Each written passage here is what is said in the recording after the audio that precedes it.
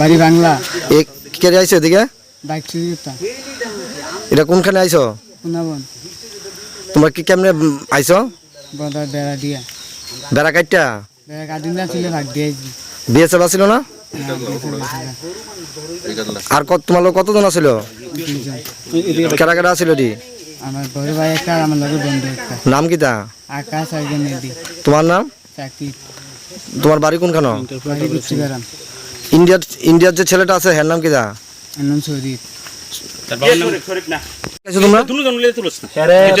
বর্ডারের সামনে থেকে আইতাছে লাড়ি লিয়ে সেটা তো তারে জিজ্ঞেস করছে তুই কই থেকে আইছস তো ভাই বাংলা থেকে আইছি এরপরে তারে বাংলা থেকে আইছি কইছে তো মনে হচ্ছে আমি আইবি নি দৌড় দিয়েছে দৌড়ের ভিতরে তার 2-3টা বাড়ি দিছে বাড়ি দিয়ে তার গেঞ্জে মিঞ্জে সিরে মেরে তার দোষছি দৌড়েছে রাতে ডাক্তার সে বাংলাদেশে তার রাতে যাইতে বলছে কোন রকমে যাইবো গা এরপর আমরা লোকের 4-5 জন পোলাবেন আসছিল তারা মিললে সেটা এরপর তারা দইরা আনছি এনে সে আশ্রমের সামনে এনে সে বসছি।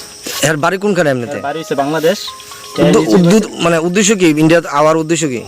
বাইক নামাইতেছে প্রথম আমার কইছে 2জন লোক মানে নামাইবো বলতে আর 2জন লোক যাইবো বাংলাদেশ তো এরপরে তার পিটার ধরে সত্তর থেকে বাইক গাড়ি নামাবো কি গাড়ি লম্বা করে সেগুলো একটা বাইক বেলে এফএমটার বাইক। এটা কোন জায়গা?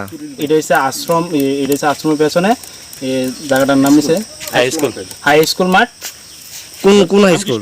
এটা রামকৃষ্ণ আশ্রমের সামনে হাই স্কুল মাঠ। কোন পঞ্চায়েত? এটা কোনাবন গ্রাম পঞ্চায়েত।